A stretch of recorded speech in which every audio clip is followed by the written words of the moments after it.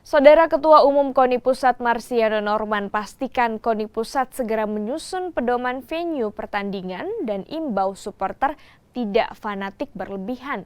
Sementara Presiden NOC Indonesia Raja Sabta Oktohari berharap kejadian ini sebagai alarm untuk mereformasi tata kelola olahraga nasional. Tragedi Kanjuruhan yang menelan banyak korban jiwa menjadi duka bagi olahraga nasional. Sebagai induk organisasi olahraga nasional, KONI Pusat tidak ingin berpangku tangan. Ketua Umum KONI Pusat Marsiano Norman mengklaim pihaknya sejatinya tengah membuat pedoman venue pertandingan olahraga. Termasuk di dalamnya memuat standar-standar yang harus dimiliki dan dilakukan ketika terjadi kericuhan. Kejadian ini membuat KONI Pusat akan mempercepat proses pembuatan pedoman sehingga kejadian di Kanjuruhan tidak kembali terulang. Selain itu, Marsiano juga mengimbau kepada para supporter untuk tidak larut dalam fanatisme berlebihan.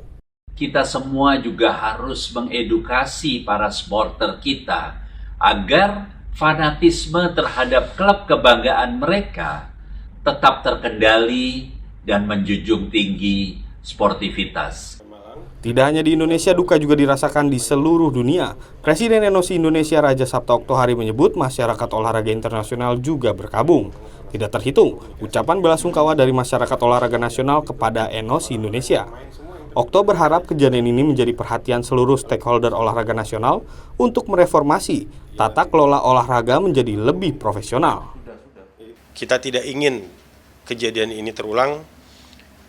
Para korban akan selalu ada di dalam hati kita, di dalam doa kita, dan di dalam pelaksanaan tata kelola olahraga Indonesia untuk bisa menjadi lebih baik lagi dari sekarang.